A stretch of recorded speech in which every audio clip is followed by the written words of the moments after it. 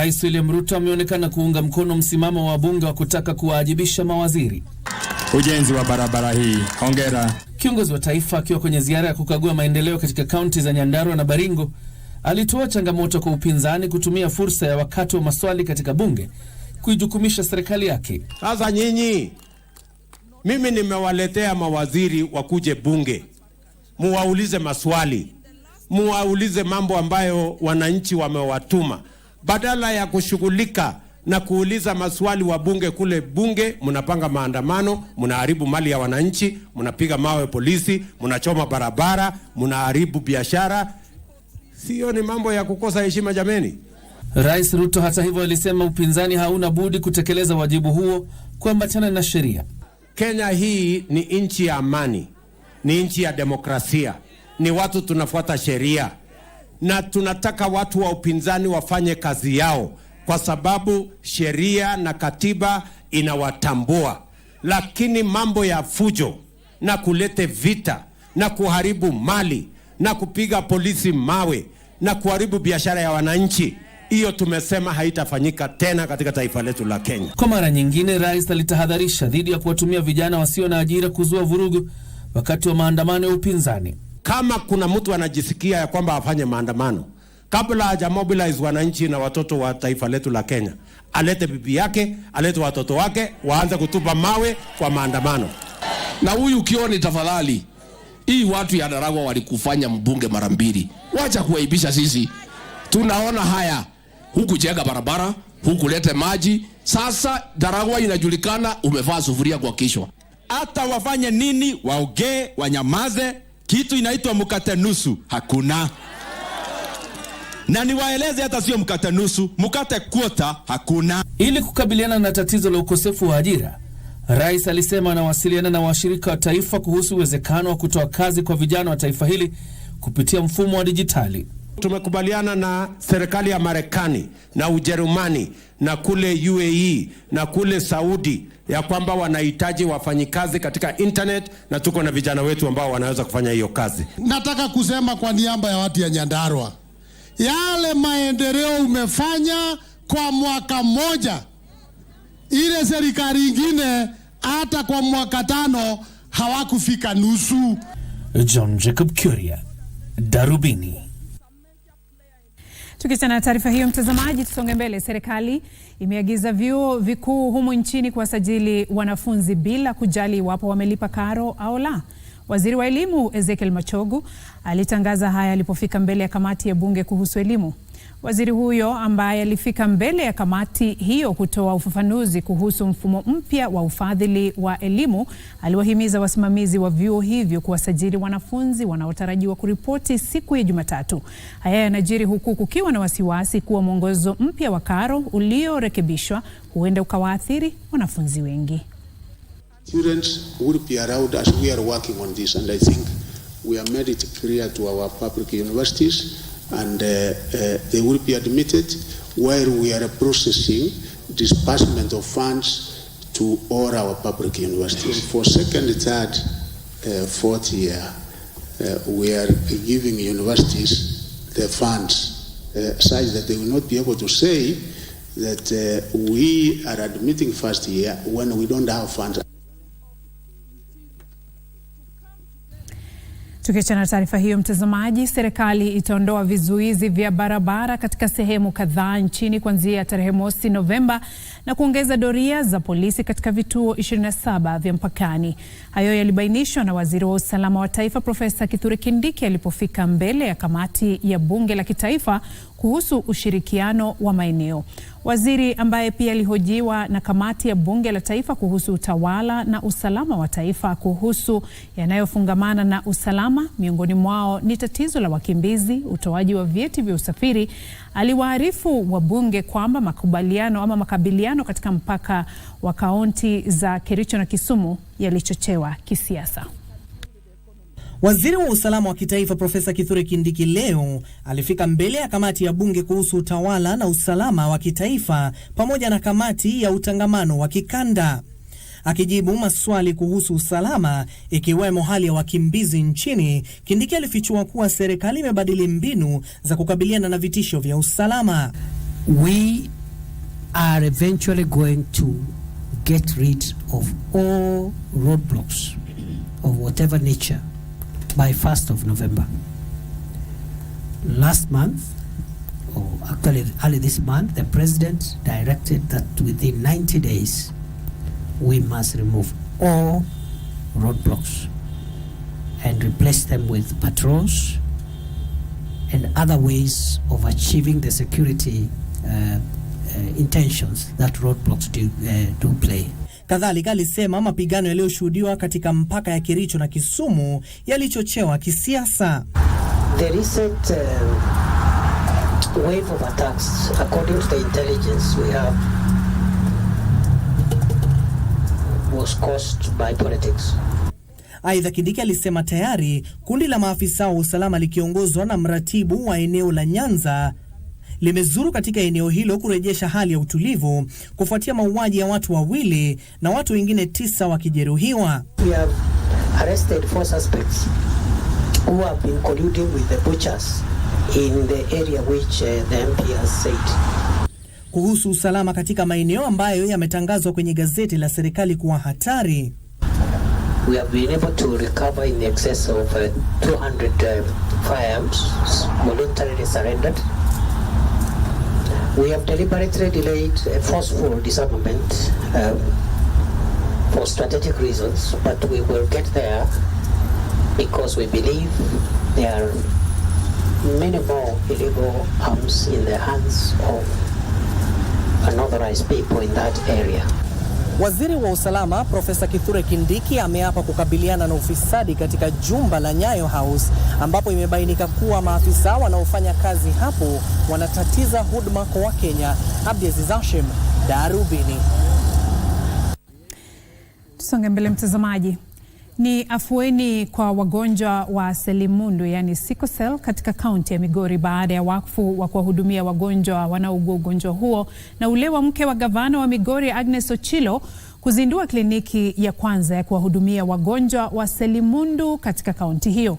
Uzinduzi huo unatarajiwa kuwapunguzia mzigo wagonjwa ambao wamekuwa wakilazimika kusafiri hadi katika kaunti jirani kwa matibabu. Kufunguliwa kwa kliniki hii ambayo inanuia kupiga jeki utoaji huduma za matibabu ya ugonjwa wa selimundu katika kaunti ya Migori kumepokelewa vyema. Avei Adasa ni mhudumu wa afya katika hospitali ya Rongo na ambaye amekuwa akiugua ugonjwa huu kwa zaidi ya miaka 30 sasa, anaelezea changamoto wanazokumbana nazo. Whenever we go to the hospital, we find that maybe we are supposed to be transfused. We get that there is no blood in that sub-county or that hospital. We are being referred in every facility just in search of blood. Sometimes you go to the facility, you find only one healthcare provider due to staff aviation. There is not a lot of staff at the facilities. Kwa sasa wagonjwa wanaweza kufika katika hospitali hii kupata matibabu ipasavyo, jambo ambalo msimamizi wa matibabu katika kaunti ndogo ya Rongo Maurice Otieno ametaja kuwa afueni. People are very happy that the clinic had been initiated in their area to help them. So we've received it positively and the community have also received it positively. Akikiri kuwepo kwa changamoto ya ukosekanaji wa hamasisho miongoni mwa jamii, mkewe gavana wa Migori Agnes Ochilo alisema kuwa hatua zimeweza kupigwa katika kukabiliana na ugonjwa huu. They've been able to address over 100 cases, though because of challenges the numbers keep reducing and fluctuating, but my joy is that now people know about sickle cell, they are able to talk about it, and we are able to see warriors coming out to support the others. Yusufar, Darubini. Shukran Yusufara kwa taarifa hiyo. Wakazi wa kijiji cha Kambiti katika eneo bunge la Maragwa, kaunti ya Murang'a, wanashuku kuna njama kuhusiana na tatizo la kupotea kwa maji mara kwa mara katika eneo hilo. Wakazi hao wanasema kuwa wanalazimika kurauka mapema kuteka maji, huku baadhi yao wakipanga foleni ndefu na kusubiri wakati mwingine hadi saa 24 kabla ya kupata bidhaa hiyo muhimu. Kulingana nao, hili ni jambo la kawaida sasa katika eneo hilo. Ebu tafakari hili. Unarauka mapema kutafuta maji ila unapata bidhaa hiyo nadra na muhimu wakati wa alasiri. Nimekuja saa 10 ya usiku na tunakaa tu sana tukigoja maji. hii maji, wengi walikuja usiku na hawakupata maji. Jane Wanjiru anasimula jinsi alipanga foleni hadi mwendo wa saa 8 alasiri. Ari yetu inatupeleka unyo kwa unyo hadi kwenye majengo ya kale yaliyojengwa kwa udongo. Maisha hapa sio tofauti na kijiji cha Wanjiru. Kisima cha Mwatibia ndicho kinawanusuru wakazi hapa, lakini kisima hicho pia kimo kwenye hatari ya kunyauka. Tuna ile maji tunaenda, tutakuta ni maji kidogo tu. Mto ule tunaenda kushota umeshamaliza maji. Sasa hiyo maji unashota ni kupika tu. Shida yetu hapa ni maji. Huwa tunasumbuka sana juu ya maji. Juu kuna maji inakujanga hapa kwa soko kidogo. Wakati imepotea tunanunuanga mitungi 300. Na hii choo tungeuliza iwe ikifungurua kila siku. Uhaba huu umewasababisha wasichana wadogo na wanawake wazee matatizo ya mgongo na maradhi mengine. Tunaendea pali ni mbali sana. Bado maji tunapanga line.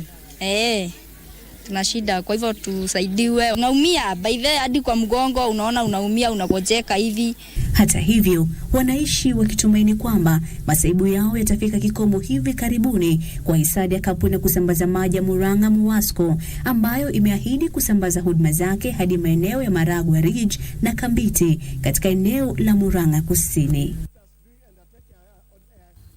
Haya, tukiondoka Murang'a, tuelekee katika taarifa za mahakamani.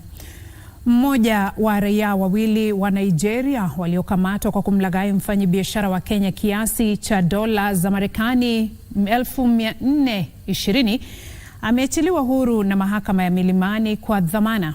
Victor Nyekazi Wagu aliachiliwa kwa dhamana ya shilingi milioni 5 pamoja na wadhamini 3 wa Kenya, mmoja wao ni mtumishi wa serikali. Katika tarehe tofauti baina ya tarehe 20 mwezi Januari mwaka huu na tarehe 19 mwezi Mei mwaka huu, wawili hao kwa majina Victor Nyekazi Wago na Ali Ojo katika eneo la katikati ya jiji la Nairobi, pamoja na wengine ambao hawakuwa mahakamani, walijipatia dola 420 za Marekani kutoka kwa mfanyabiashara Nur Omar Ahmed kwa njia ya ulaghai. Fedha hizo zilikuwa zinunue kemikali ya kufuta muhuri kwenye dola za Marekani ambazo alipaswa kupokea kupitia uuzaji wa mali ya familia ambayo ni hoteli ya Lisbon. Victor Nyekazi Wagu aliachiliwa kwa dhamana ya shilingi milioni 5 na wadhamini 3 wa Kenya, mmoja akiwa mtumishi wa umma. Mshtakiwa mwenzake alinyimwa dhamana kwa sababu muda wa hati yake ya usafiri ulikuwa umepita na ataendelea kuzuiliwa kusubiri kusikilizwa kwa kesi hiyo. Washukiwa hao ambao wamekuwa kizuiliwa kwa siku 5 walishtakiwa mbele ya hakimu mkuu Mark Ekobi. In respect to the second accused person, I'll allow the application and I'll not grant him bail for the second accused person pending trial at this point in time. However, this court will undertake to expedite the trial cognizant of the fact that he will be in custody. Kesi hiyo itasikilizwa tarehe 4 mwezi Septemba mwaka huu. Kwingineko, mawakili kwenye kesi inayomkabili mbunge wa Embakasi Mashariki Babu Owino wanataka maafisa wa polisi washurutishwe kuandikisha taarifa kuhusu kushambuliwa kwa Calvins Okoth Otieno almaarufu Gaucho akiwa kizuizini katika kituo cha polisi cha Kileleshwa. Mawakili hao Dunstan Omari na Duncan Okach walimweleza hakimu anayeongoza kesi hiyo Lucas Onyina kwamba wanataka ombi hilo lishughulikiwe katika mahakama ya wazi. Both the prosecution counsel and the defense counsel shall file their written submissions and serve the same within the next 7 days. Any party who wants to know the content of their written submissions will be at liberty to disclose to the whole world. Michael Mondiga, Darubini. Shukran Michael Mondiga kwa taarifa hiyo. Tuelekee magatuzini sasa, ambapo kundi la wanamazingira wachanga kutoka eneo la Pwani Pumwani kaunti ya Nairobi wametoa wito kwa serikali kuanzisha mpango wa vijana katika maeneo ya mitaa ya mabanda katika juhudi zinazolenga kutatua changamoto za mabadiliko ya tabia nchi. Kwa taarifa hii na nyinginezo ni kwenye mseto wa magatuzi. Kundi hilo limesema vijana katika mitaa ya mabanda wamekuwa hawahusishwi katika mipango mingi inayohusisha vijana na mabadiliko ya hali ya anga, na sasa wanataka kuhusishwa. You will find a global climate summit will come and we are the host country, but Kenya will have the minimum youth getting opportunities to participate. So unless we build the inclusivity now, young people cannot own a project that they are not included in. Wakati huo, serikali imezindua mkakati wa kitaifa wa kuboresha mitaa ya mabanda katika jitihada za kudhibiti ongezeko la vitongoji duni hapa nchini. Also affordable housing by its very nature, it is based at local levels. At the local level, the young people then get jobs. Jobs within the construction industry and jobs that are attributable to the fact that there's already construction going on in that area. Kwingineko, seneta wa Machakos Agnes Kavindu, ambaye pia ni mwenyekiti wa kamati ya kushughulikia kufidiwa kwa wahasiriwa wa mlipuko wa mwaka 1998, amekashifu serikali ya Marekani kuhusu matamshi yao kuwa walikuwa wamefidia wahasiriwa hao. Kenyans were not compensated. The only people who are compensated are the people who are working for American Embassy itself. But the passers-by, the adjoining buildings, they were never compensated. Na katika kaunti ya Migori, idara ya utoaji huduma za serikali chini ya afisi ya waziri mwenye mamlaka makuu imebuni kamati za kaunti hiyo zitakazofuatilia kukamilishwa kwa miradi ya serikali katika kaunti hiyo. So today we met all heads of departments through the convention of the chairman, who is the county commissioner, and we discussed several projects, including Migori airstrip projects, to ensure that services are delivered to the people. Projects are completed on time.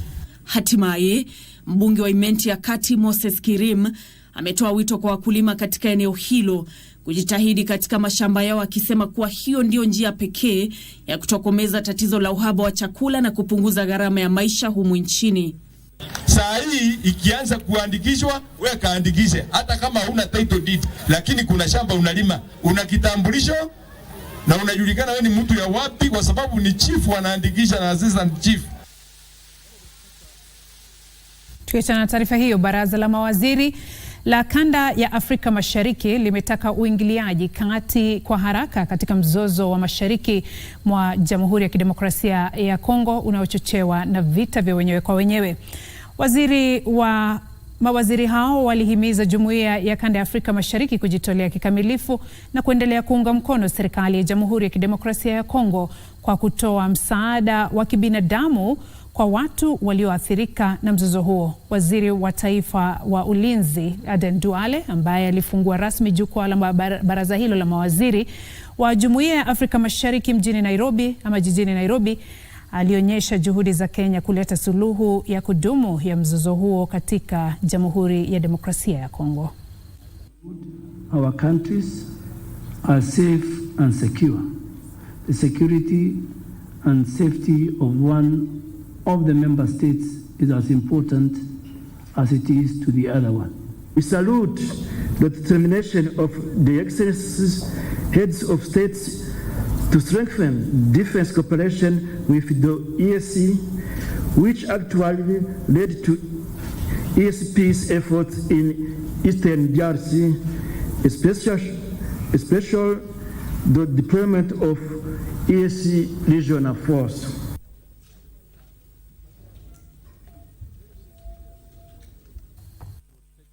Na serikali inalenga kutoa chanjo dhidi ya ugonjwa wa kupooza yani polio kwa watoto milioni 5 walio na umri wa chini ya miaka 5 katika kaunti 10. Waziri wa Afya Susan Nakhumicha akizindua kampeni hiyo alisema kwamba kampeni hiyo itafanyika kwa awamu 3. Waziri wa Afya Susan Nakhumicha alikuwa katika hospitali ya Ruiru Level 4 katika kaunti ya Kiambu kuzindua kampeni dhidi ya polio. Kampeni hiyo itaanza katika kaunti za Garissa, Kiambu, Nairobi na Kajiado, ambapo watoto milioni 1.8 wanalengwa, na itaendelea hadi tarehe 28 mwezi Agosti mwaka huu. Awamu ya 2 na 3 ya kampeni hiyo itatekelezwa mwezi Septemba na Oktoba, ambapo kaunti za Lamu, Tana River, Wajir, Mandera, Kitui na Machakos zitahusishwa.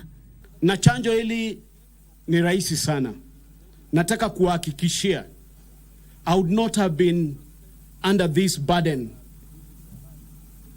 living on crutches for now 60 years. Is terrible.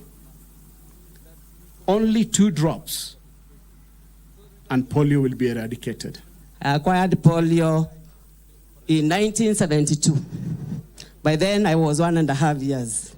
So when my mom came home, alipata niko na high fever and she decided to take me to the nearest facility. Daktari mwenye aliniattend akanidunga. So according to my mother, I was injected and I was not able to stand again. Makundi yanayotoa chanjo hiyo yataenda nyumba baada ya nyumba kuwachanja watoto walio na umri wa chini ya miaka 5 licha ya kuchanjwa awali. As a ministry, we are cognizant that our population remains at risk as long as cases continue to be reported in the 2 endemic countries. Waziri Nakumicha alihakikishia umma kwamba chanjo hiyo haina madhara yoyote. In 2013, we had a polio outbreak in Garissa County. As a result, 14 people were paralyzed, and sadly, we lost 2 lives. As such, cases of children under the 15 years normally show signs of weakness of limbs, arms, legs, which is not due to injury, should immediately be reported to the nearest health facility.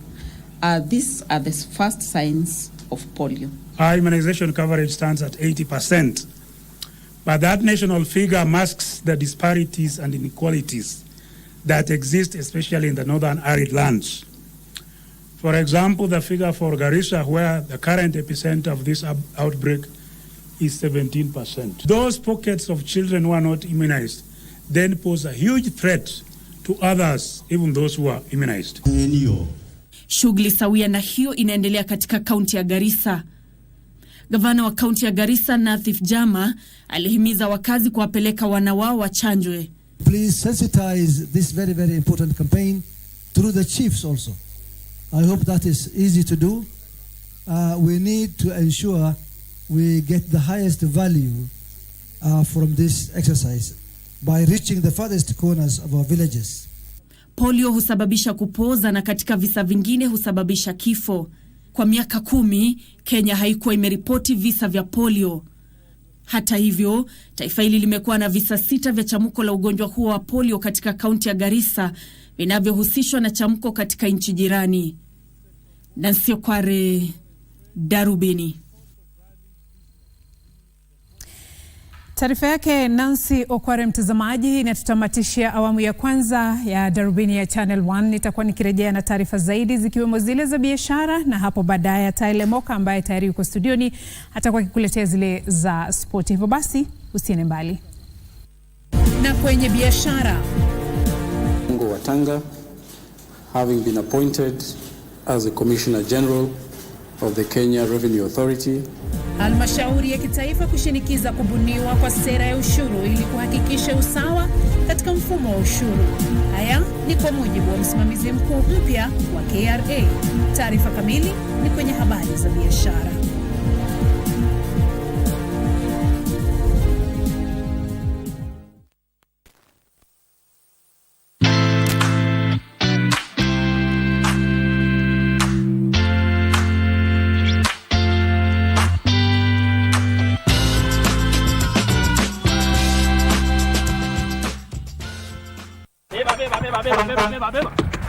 Kujisqueeze hapo watano kusqueeze.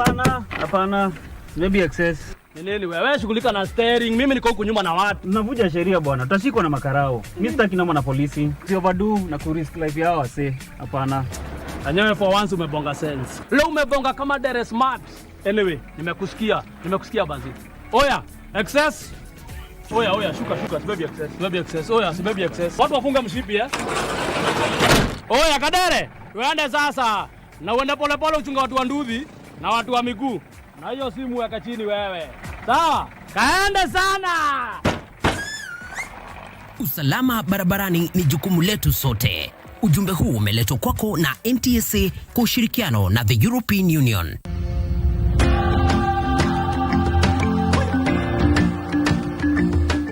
Ladies and gentlemen, esteemed delegates, honored guests, welcome to the 8th Africa and Indian Ocean Aviation Week in this beautiful land of Kenya.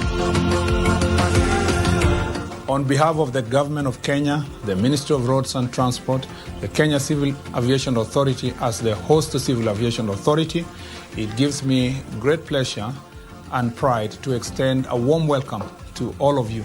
As we embark on this journey, I extend my deepest gratitude to the organizers, sponsors, and partners who have made this event possible. The future is hands-on, and Sensei College is at the front line of technical institutes in Kenya, offering practical and skill-based courses accredited by all concerned bodies, TVETA, NTSA and NITA. Sensei College offers driving and plant operator, cosmetology, fashion and design, mechanics, hydroponics and irrigation, installation, building construction, hospitality, photography and video production, electrical and electronics repairs, and ICT courses. Get free plant operator training when you enroll for plant mechanics, free driving when you enroll for motor vehicle mechanics, and free riding when you enroll for motorcycle mechanics. The requirement is an ID only, with intakes every first week of the month. We have 2 campuses in Nakuru and Nairobi. We provide meals and accommodation. Sensei College. My skills, my future. At Streisand School of Medical Health Science and Technology, we prepare the change makers of tomorrow by training them in theater technology, medical engineering, science laboratory and health records, applied biology, environmental health science, nutrition and dietetics, ICT, counseling psychology, and many more. Enroll with us today and take a certificate or diploma course. Visit our campuses in Juja, Nairobi West, Kisumu, and Homa Bay and get your career going. From the 4th to 6th of September 2023, Kenya will host a climate summit like no other, the Africa Climate Summit, an ambitious call for collective climate action at scale convened by the African Union. Wondering what sets this summit apart? The Africa Climate Summit moves away from the blame game in tackling the urgent climate crisis, rethinks global climate finance structures, unites Africa with the rest of the world to drive climate-positive growth, increase investments and maximize opportunities for climate solutions. The summit leverages the continent's immense human and natural capital for global decarbonization. As Africa, we are committed to bringing everyone on board in order to make every voice to be heard. Africa Climate Summit, driving green growth and climate finance solutions for Africa and the world.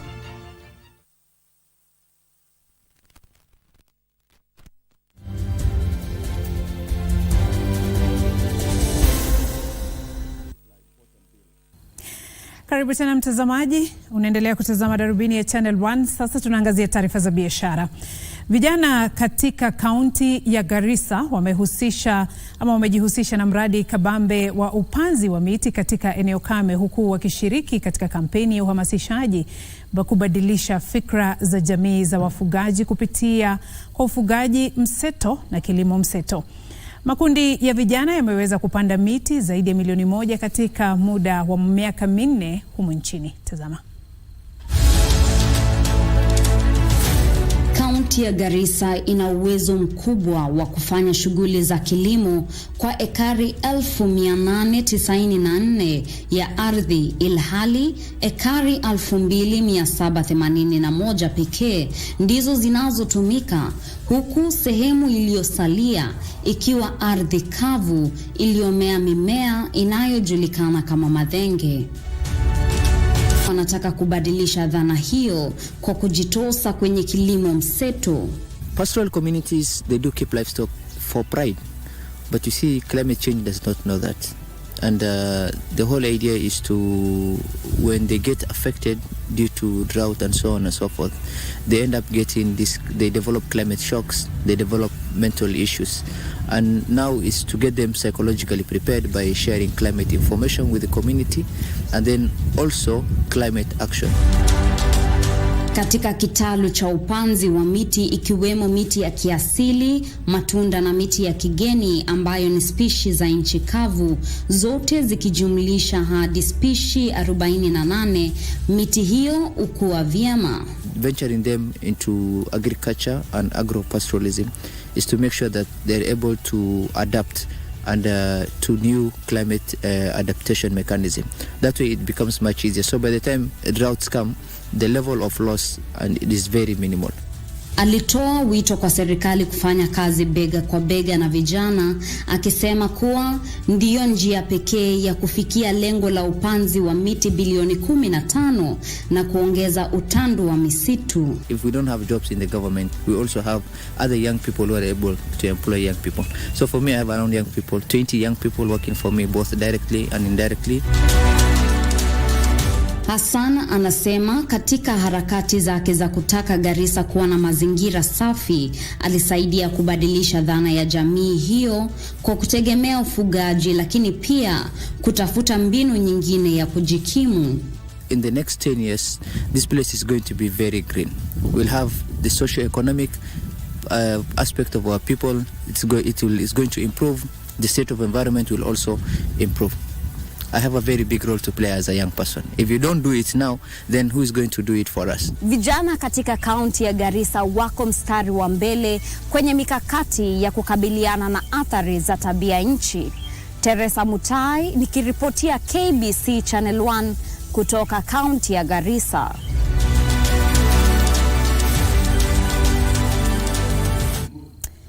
Tukiachana na taarifa yake Teresa Mutai, mtazamaji, serikali imetoa shilingi milioni 700 ili kukamilisha ujenzi wa awamu ya kwanza ya mradi wa eneo la kuuzia samaki ambao ulikuwa umesimamishwa kwa muda kutokana na uhaba wa fedha. Awamu hiyo ya kwanza ya mradi huo wa shilingi bilioni 1.5 utakamilishwa mwezi Disemba mwaka huu. Waziri wa uchumi wa bahari Salim Mvurya hata hivyo alisema awamu ya pili utatekelezwa chini ya ushirikiano wa kibinafsi na serikali. Mradi huo ambao ulianzishwa kwa mara ya kwanza mwaka 2013 umekumbwa na matatizo makubwa kutokana na ufisadi na ukosefu wa fedha, hali ambayo ilifanya mashirika ya uchunguzi kuingililia kati.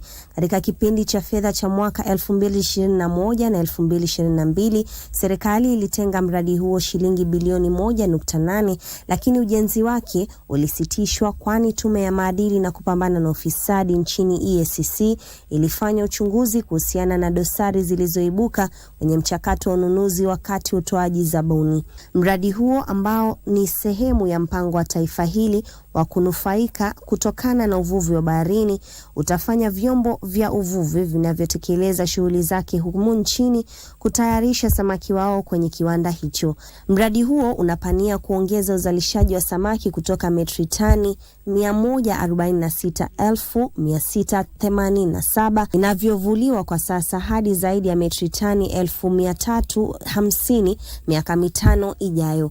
Mfumo wa utekelezaji tumeubadilisha kwa sababu tunaelewa kwamba serikali haiwezi kuwa na umaarufu wao wa kufanya biashara, lakini wafanye biashara ndio wana ujuzi wa kufanya biashara ya samaki, na ndio maana tumesema tutafanya kazi na wale wanabiashara binafsi ambao ndio wataingia kwa bahari na walete samaki hapa na shughuli zote zifanyike. Tutakuwa na mfumo wa ushirikiano ambao tutautangaza hapo baadaye wakati tukimaliza kazi hii ya hapa.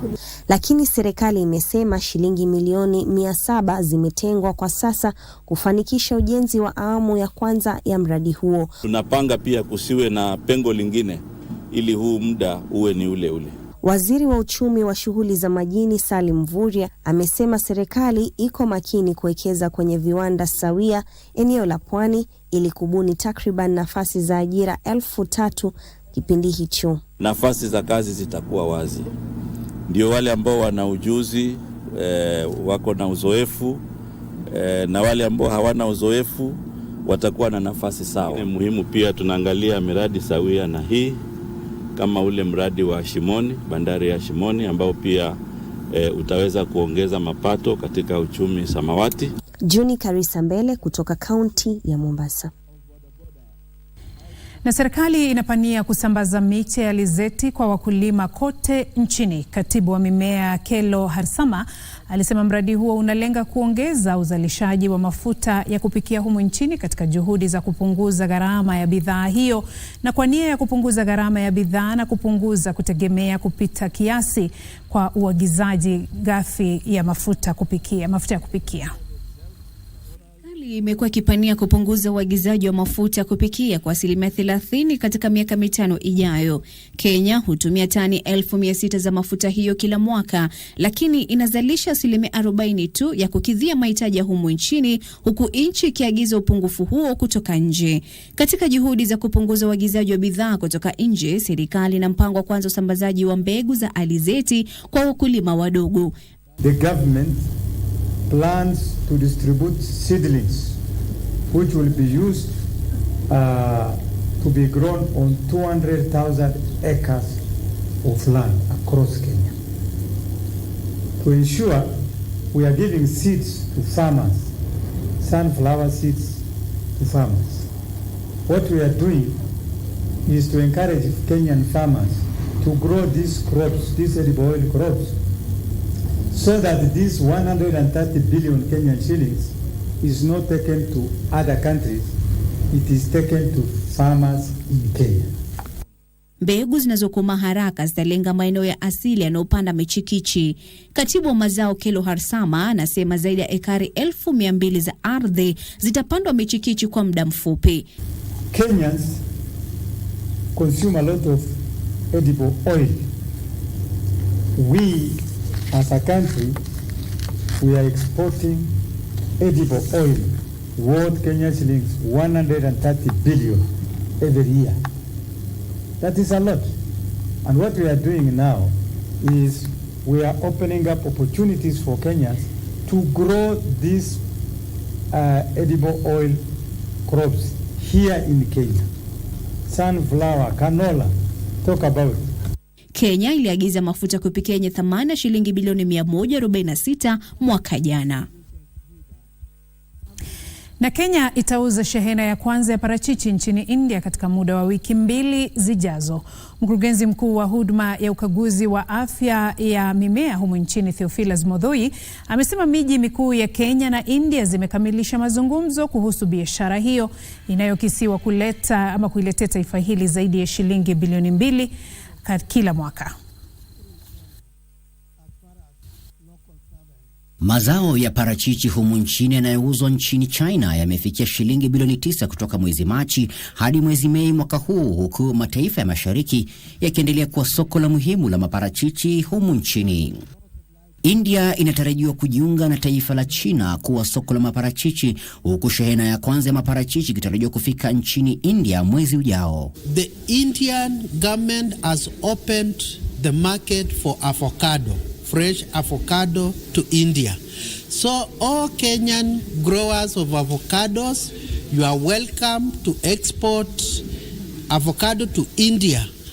Huduma ya ukaguzi ya afya ya mimea humu nchini imesema soko hilo jipya linatarajiwa kuwafaidi wakulima kwa shilingi bilioni 2 kila mwaka, huku mauzo yakitarajiwa kuongezeka baada ya soko hilo kuimarika. Given the population of the Indian country, the market will be as big as of that of China.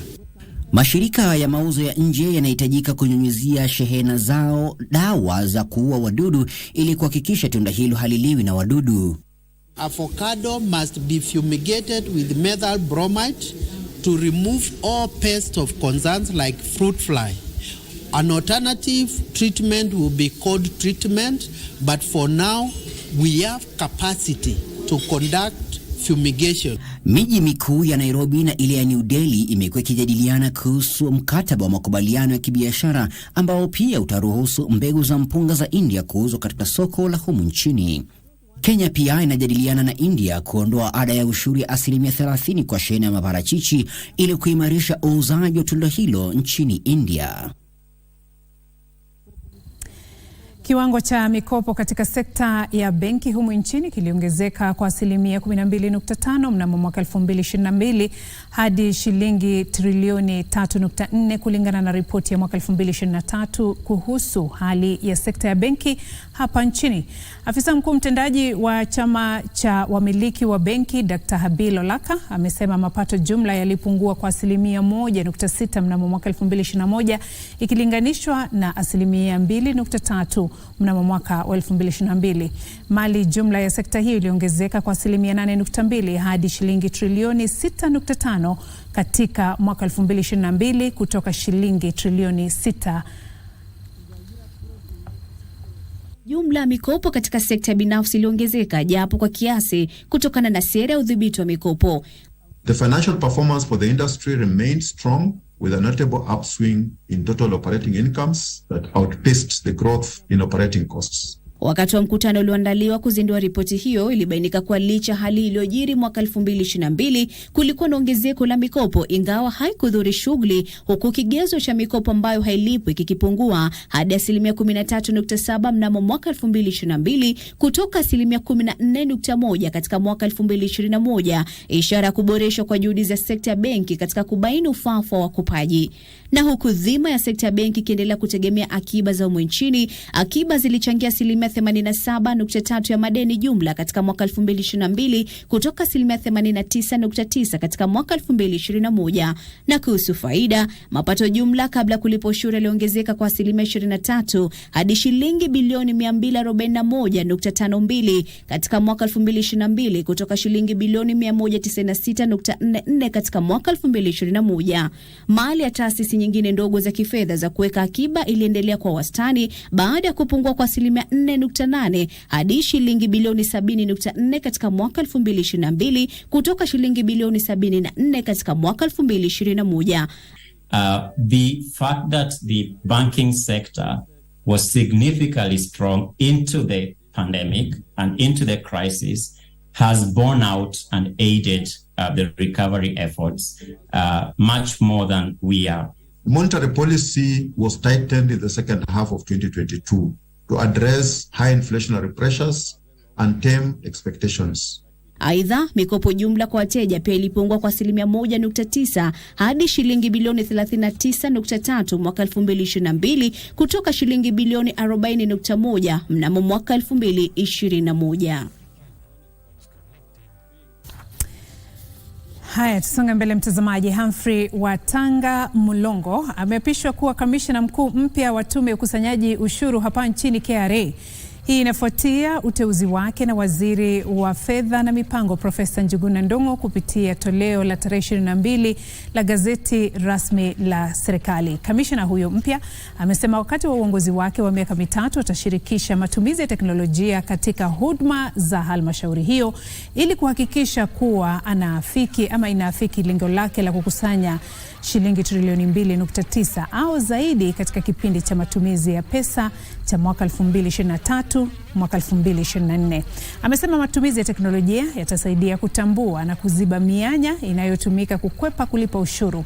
Aidha, amesema atashinikiza kutekelezwa kwa sera ya kitaifa kuhusu ushuru kuhakikisha kuna usawa na uwazi katika mfumo wa ukusanyaji ushuru na kuufanya kuwa wa kutabirika miongoni mwa hatua nyingine.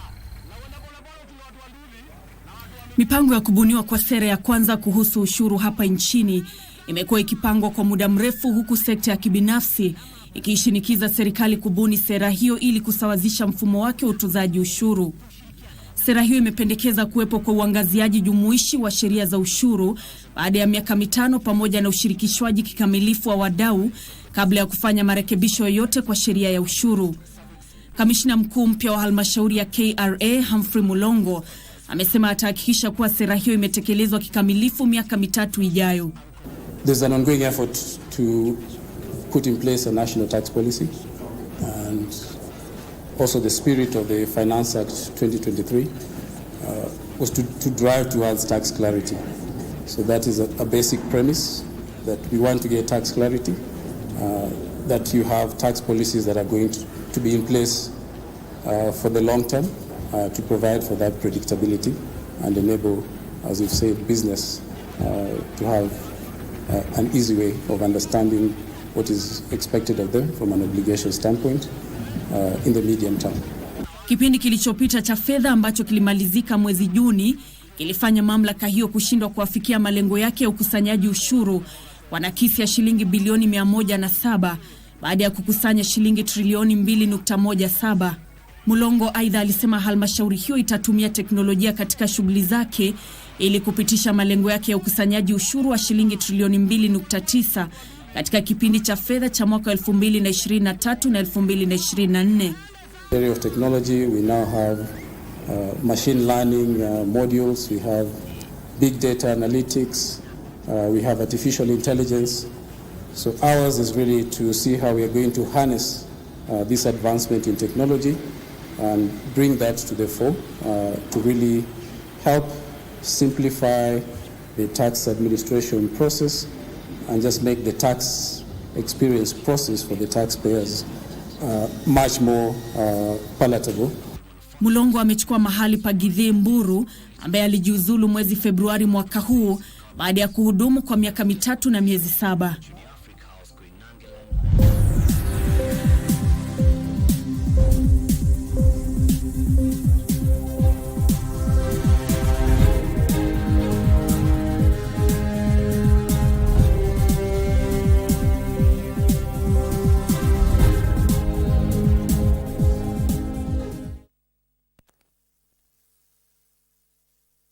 She hasn't just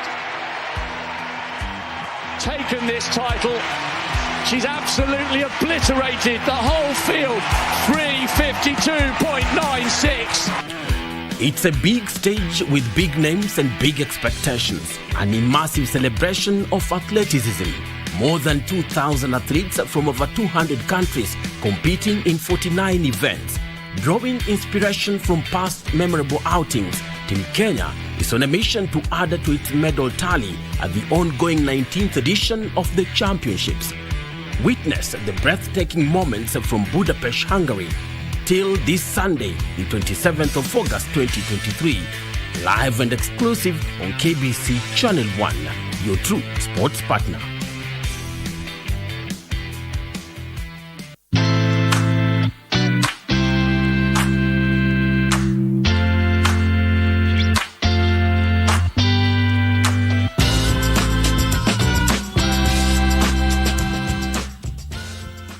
The future is hands-on, and Sensei College is at the front line of technical institutes in Kenya, offering practical and skill-based courses accredited by all concerned bodies, TVETA, NTSA and NITA. Sensei College offers driving and plant operator, cosmetology, fashion and design, mechanics, hydroponics and irrigation, installation, building construction, hospitality, photography and video production, electrical and electronics repairs, and ICT courses. Get free plant operator training when you enroll for plant mechanics, free driving when you enroll for motor vehicle mechanics, and free riding when you enroll for motorcycle mechanics. The requirement is an ID only, with intakes every first week of the month. We have 2 campuses in Nakuru and Nairobi. We provide meals and accommodation. Sensei College. My skills, my future.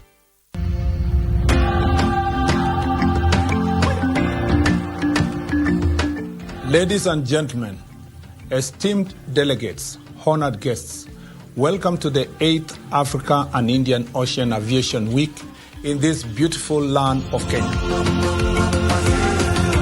On behalf of the Government of Kenya, the Ministry of Roads and Transport, the Kenya Civil Aviation Authority as the host Civil Aviation Authority, it gives me great pleasure and pride to extend a warm welcome to all of you. As we embark on this journey, I extend my deepest gratitude to the organizers, sponsors, and partners who have made this event possible.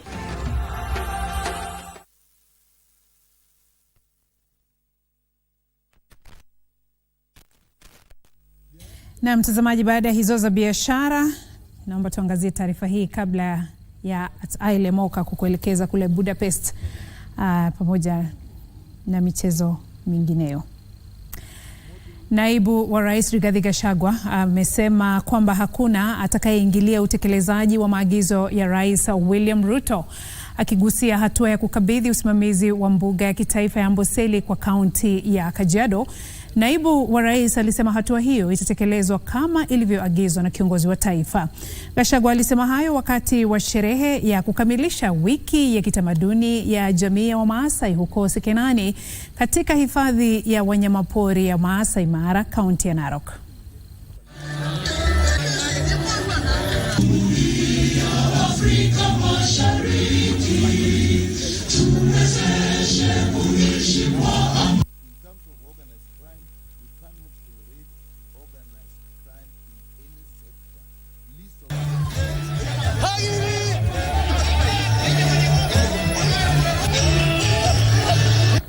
We are here at the world-famous Masai Mara National Reserve because the Ma people are among the few communities in Kenya and the globe living harmoniously with wildlife, our tourism heritage.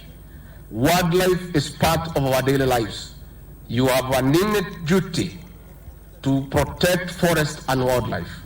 For decades, you have sustained the Mau forest and the entire Masai Mara ecosystem. Wewe mwenyewe uliweza kutembea kule Amboseli na ukaweza kusikiza mawaidha na kilio cha watu wa Amboseli wakati kulikuwa na kiangazi, na ukaweza kuwapea fedha kupitia kwa KWS, wakasaidiwa mfugo wao na pia wakasaidiwa na chakula kidogo. Ni kushukuru wewe kuungana nasi leo. Ni ishara kwamba taifa letu la Kenya, ambaye juzi Mheshimiwa Rais William Ruto alithibitisha, inatambua jamii hii, inatambua mila hii na inatutambua kama nafasi na kiungo muhimu wa taifa letu la Kenya. Kwa hivyo wewe kuwepo hapa kama viongozi wa nyumba hii na watu wetu, tunakufurahia, tunakupenda na tunasema umetutenda mazuri kuja kusherekea nasi, na wewe umekuwa rafiki wetu.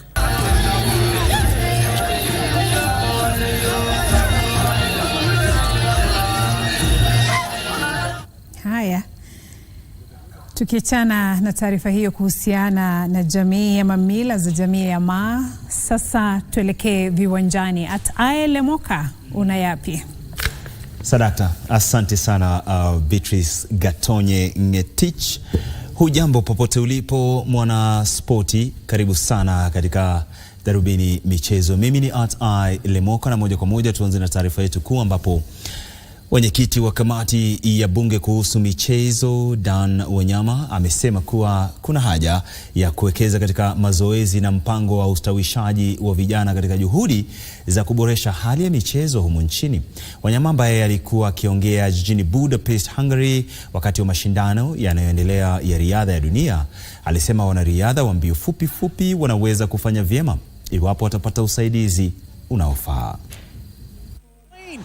Wanyama ambaye ni mwenyekiti wa kamati ya bunge kuhusu michezo na pia mbunge wa Webuye Magharibi ametoa mwito kwa washikadau wote kuwekeza zaidi katika mazoezi ya wanariadha na mpango wa ustawishaji wa vijana. Nataka kusema hivi, na ni changamoto ambalo wana Kenya wanatakana wajue kwamba hizi medo hasipatikani tu kwa sababu umelipa mchezaji allowance ama umemkatia tikiti amekuja mashindano. Kitu cha maana ni kwamba support gani umepatia huyu mchezaji akifanya mazoezi. Because unless we invest in the training of these athletes, it will be very, very difficult for us to achieve what we want to achieve at the end of the day. Omanyala has done beyond the expectation of us. Alisema kuwa mipango ya kujenga vyuo vya mafunzo ya michezo katika sehemu 34 ya wakilishi bunge humu nchini inaendelea kwa njia mwafaka. So I want to encourage other federations that without a youth program we can never be able even to participate in these international championships of this level. As we speak, the only team sport that has participated in the World Championship, we can only talk of rugby and the volleyball ladies. Any other, it is a challenge.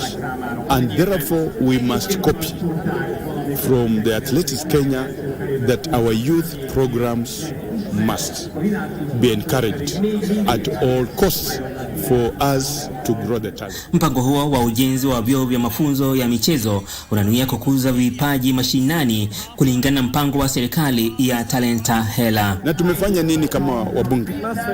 Tumepitisha kwamba katika mwaka wa makadirio wa pesa wa mwaka huu tunaenda kujenga sports academies 34 katika constituencies across the country.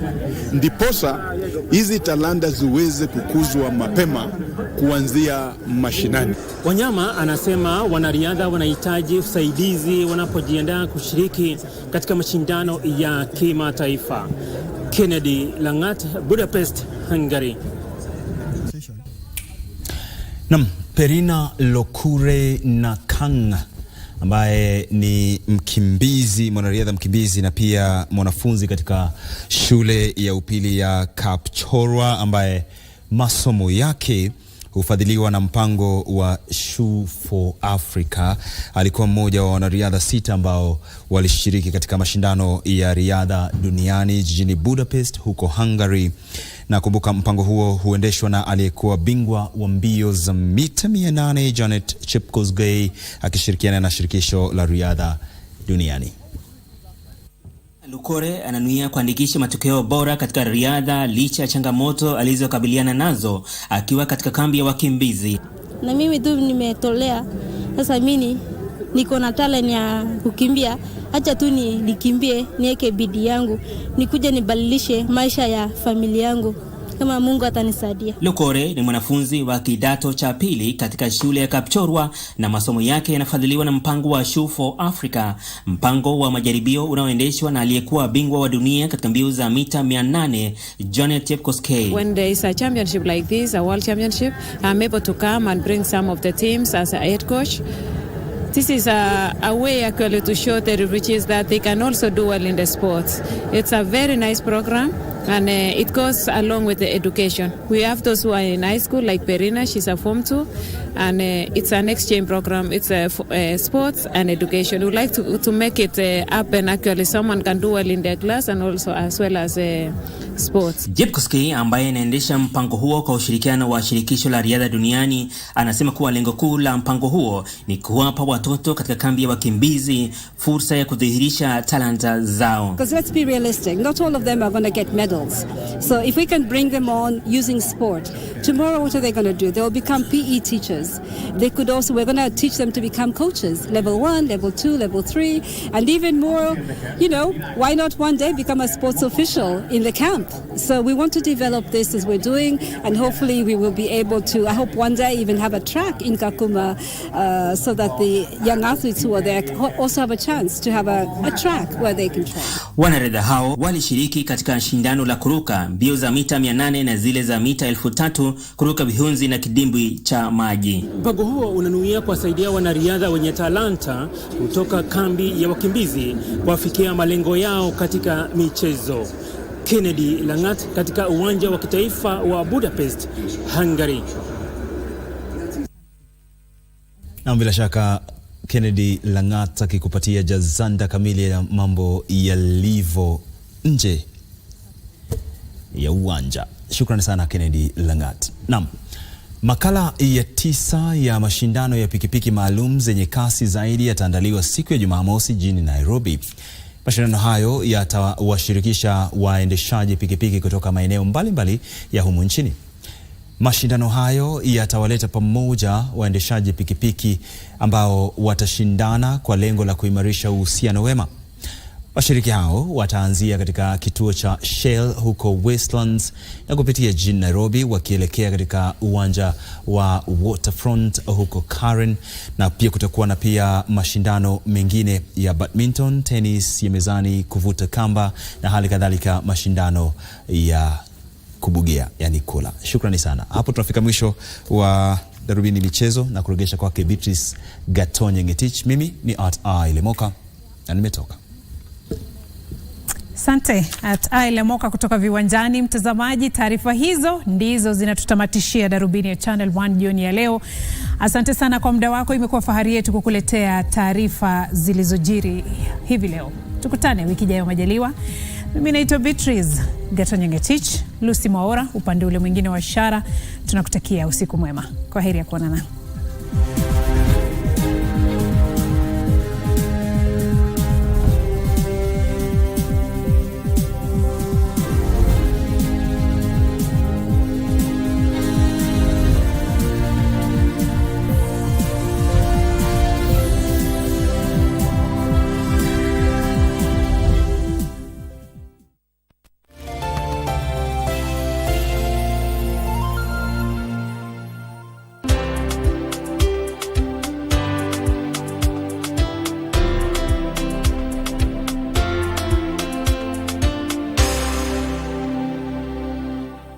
She hasn't just taken this title, she's absolutely obliterated the whole field. 3:52.96. It's a big stage with big names and big expectations. An immersive celebration of athleticism. More than 2,000 athletes from over 200 countries competing in 49 events. Drawing inspiration from past memorable outings, Team Kenya is on a mission to add to its medal tally at the ongoing 19th edition of the championships. Witness the breathtaking moments from Budapest, Hungary, till this Sunday, the 27th of August 2023. Live and exclusive on KBC Channel 1, your true sports partner.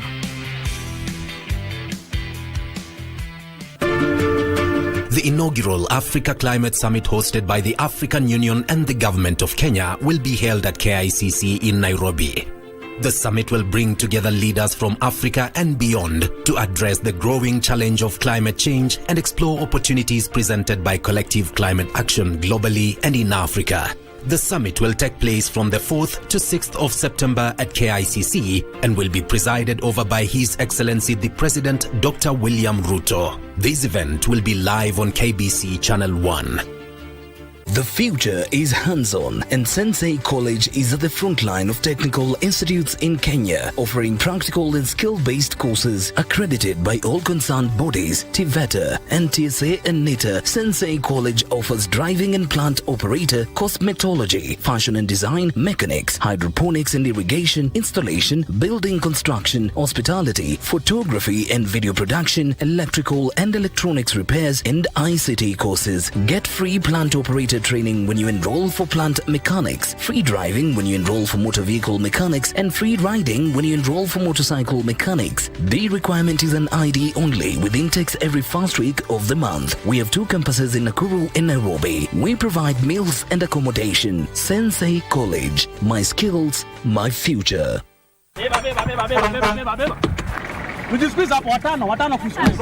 Hapana.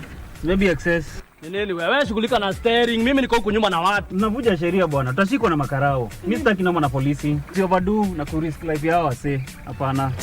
Anyawe for once umebonga sense. Leo umebonga kama dere smart. Anyway, nimekusikia bazi. Oya, excess. Oya, shuka, baby excess. Oya, si baby excess. Watu wafunga mshipi Oya, Kadere, tuende sasa. Na uende pole uchunga watu wa nduthi na watu wa miguu. Na hiyo simu weka chini wewe. Sawa? Kaende sana. Usalama barabarani ni jukumu letu sote. Ujumbe huu umeletwa kwako na NTSA kwa ushirikiano na the European Union.